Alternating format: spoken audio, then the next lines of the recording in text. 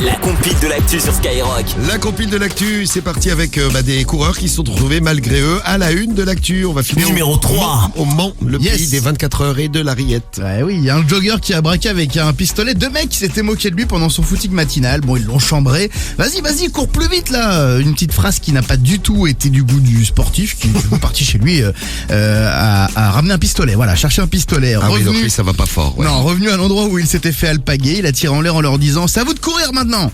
Bon, les deux jeunes ont détalé à toute vitesse, tu m'étonnes. Signalé à la police, le jogger s'en est sorti avec un rappel à la loi. C'est tout, hein. Ouais. Mais je croyais que déjà t'avais pas le droit de détendre une arme. Oula, on n'a pas compris. Merci Cariole. On va passer immédiatement à la place numéro 2. Allez, on enchaîne. La place numéro 2 de la compile du morning. Numéro 2. Oui. Avec truc. Ah bah tiens, ça va peut-être vous dire un truc. C'est passé dans un bois à Montpellier. T'as contaminé, putain, Oui, merde. c'est un jogger qui a eu la peur de sa vie. Il a eu peur de sa vie pendant sa séance de sport hebdo. Il s'est subitement retrouvé nez à nez avec un dinosaure. C'est surprenant. Un dinosaure. Ah, vous vous rappelez pas de cette histoire? Non.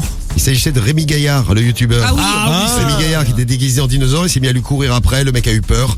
Et donc ça fait une petite vidéo sympa, déguisement très réaliste. Bon, le sportif est tombé et a réussi à se relever, s'est jeté dans la rivière pour échapper aussi à l'animal. La vidéo de ce Jurassic